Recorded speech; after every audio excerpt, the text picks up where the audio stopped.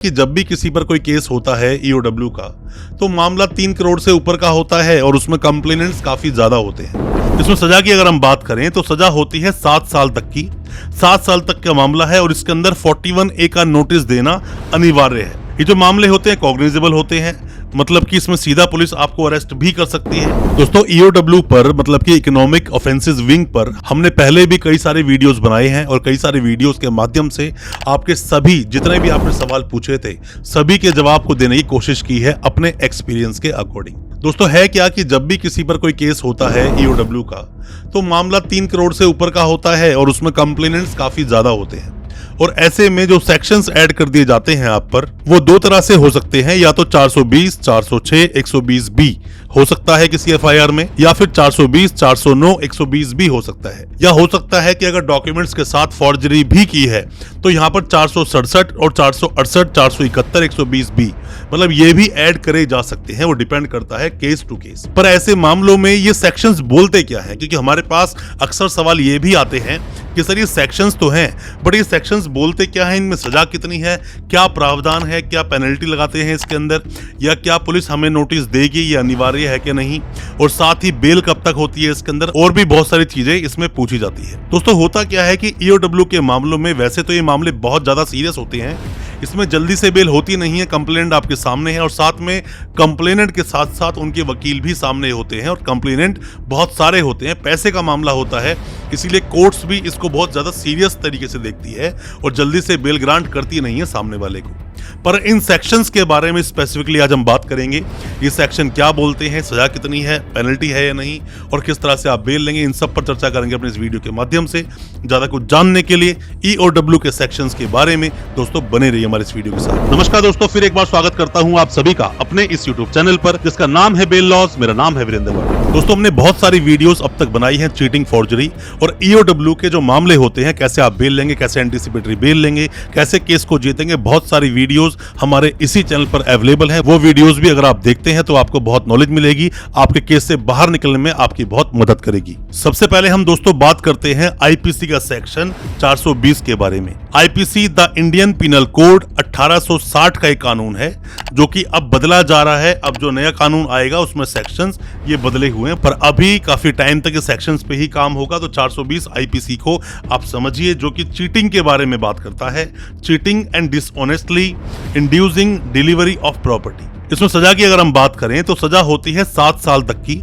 7 साल तक का मामला है और इसके अंदर 41A का नोटिस देना अनिवार्य है। ये जो मामले होते हैं कॉग्निजेबल होते हैं, मतलब कि इसमें सीधा पुलिस आपको अरेस्ट भी कर सकती है। नॉन बेलेबल दोस्तों मामले होते हैं। और दोस्तों जो इसका ट्रायल चलता है वो फर्स्ट क्लास मजिस्ट्रेट की कोर्ट में चलता है। 7 साल तक इसमें सजा होती है। कंपाउंडेबल ऑफेंस होता है, कंपाउंड आप इसमें कर सकते हैं। इसमें जानने वाली जो बात है, बहुत ज्यादा जरूरी जो बात है, जो आपको जाननी चाहिए, वो है 41A का नोटिस। जब भी कोई 420 का मामला होता है तो यहाँ पर 41A का नोटिस देना मैंडेट प्रोविजन है, देना ही पड़ेगा पुलिस को। अगर पुलिस बिना नोटिस दिए किसी को अरेस्ट करती है तो ये इलीगल अरेस्ट है जिसका आप विरोध कर सकते हैं। दोस्तों अपने देश में जो भी कुछ सुप्रीम कोर्ट के द्वारा बोला जाता है, जो भी गाइडलाइन आती है, जो भी ऑर्डर्स होते हैं, देश का कानून बन जाते हैं।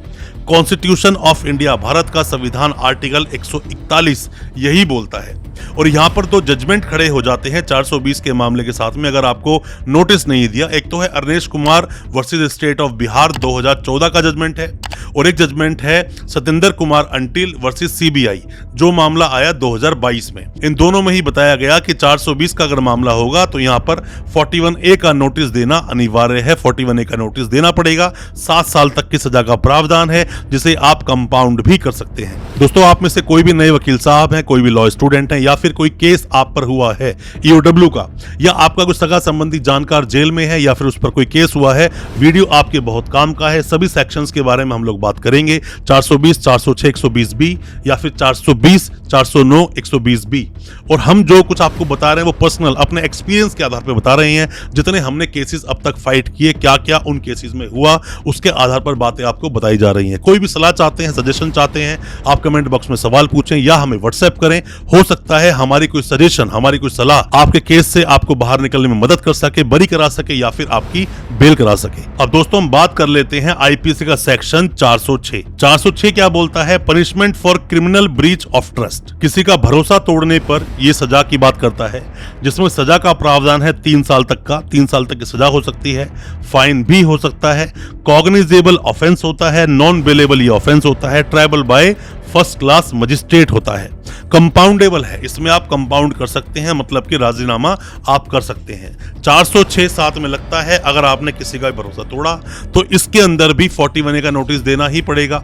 जैसा मैंने आपको बताया 420, 406, 120 भी अगर लगा हो तो ऐसे में आपको पुलिस पहले नोटिस देगी 41A का, उसके बाद ही पुलिस अरेस्ट कर सकती है, सीधा आपको अरेस्ट नहीं करेगी। अगर सीधा अरेस्ट कर लिया तो ये मामला सीधा इलीगल अरेस्ट के लिए चला जाएगा। अब हम बात करते हैं 409। 409 जो सभी को अटका देता है और इसी की वजह से लोगों की बेल नहीं हो पाती EOW के केसेस में, क्योंकि 409 ये बोलता है कि ऐसे जो मामले होंगे उसमें लाइफ टाइम इम्प्रिजनमेंट होगा, मतलब कि उम्र कैद तक की सजा होगी। जो इम्प्रिजनमेंट 10 साल की भी हो सकती है, फाइन भी लगाया जा सकता है और ये कंपाउंडेबल नहीं है, मतलब कि इसमें राजीनामा आप नहीं कर सकते। अगर मामला 420, 409, 120 भी का लगा है तो राजीनामा नहीं होगा आपका, बट फिर भी कई सारे मामलों में राजीनामा करके आप अगर हाई कोर्ट सुप्रीम कोर्ट जाओगे तो वहां पर ये बात मानी जा सकती है और आपको रिलीज किया जा सकता है, क्योंकि राजीनामा तो 307 में भी नहीं हो सकता, फिर भी वहां पर बेल होती है। राजीनामा तो 467 में भी नहीं हो सकता, फिर भी वहां बेल होती है।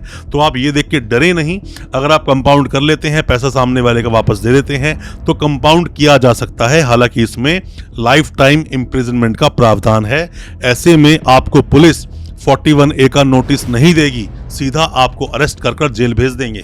पर अगर डायरेक्ट एविडेंसेस नहीं है पुलिस के पास, स्ट्रॉन्ग एविडेंसेस नहीं है पुलिस के पास आपके अगेंस्ट, तो ऐसे में 41A का नोटिस पुलिस को देना ही पड़ेगा आपको। अब दोस्तों हम बात कर लेते हैं 120B के बारे में, जो बहुत सीरियस ऑफेंस बनता है, क्योंकि आप चीटिंग वगैरह सब कुछ हटवा भी दोगे तो यहाँ क्रिमिनल कॉन्स्पिरेसी की जो बात आती है, पनिशमेंट ऑफ क्रिमिनल कॉन्स्पिरेसी, षड्यंत्र रचना, उसके मामले में 120B IPC लगता है, जिसकी सजा का अगर हम बात करें तो ऐसे में लाइफ टाइम इम्प्रिजनमेंट भी हो सकता है, रिगरस इम्प्रिजनमेंट हो सकता है जो 2 साल तक का हो सकता है। और दोस्तों अगर मैं यहाँ पर बात करूँ लाइफ टाइम इम्प्रिजनमेंट वाले मामले की, तो वो मामले बहुत सीरियस नेचर के होते हैं। जैसे किसी की डेथ में, मतलब किसी का मर्डर हुआ, वहां पर आपने कोई कॉन्स्पिरेसी रच दी, या 307 का मामला है, बहुत बड़े बड़े मामलों में ही लाइफ टाइम इम्प्रिजनमेंट होता है, वरना यहाँ पर 2 साल तक की रिगरस इम्प्रिजनमेंट देकर सामने वाले को छोड़ दिया जाता है। तो ये 120B भी एक सीरियस नेचर का अपराध बन जाता है। जो मैंने आपको सेक्शंस बताए हैं, जिसमें जितनी जितनी सजा होती है मैंने आपको बताई है, मैं उम्मीद करता हूँ आपको समझ आया होगा। फिर भी कोई किस तरह के सवाल हैं, डाउट हैं, तो आप कमेंट बॉक्स में सवाल पूछें या फिर हमें व्हाट्सएप करें, हो सकता है हमारी कोई सलाह आपके किसी काम आ सके। दोस्तों उम्मीद करता हूं आज का हमारा वीडियो आपको अच्छा लगा होगा। अच्छा लगा हो आज का वीडियो, हमारे चैनल को सब्सक्राइब करना बिल्कुल ना भूलें, साथ में लगा बेल आइकन जरूर दबा दें और हमारे वीडियो को भी ज्यादा शेयर करें, ताकि इसी तरह की लीगल अवेयरनेस की जानकारी आप तक पहुंच सके सबसे पहले।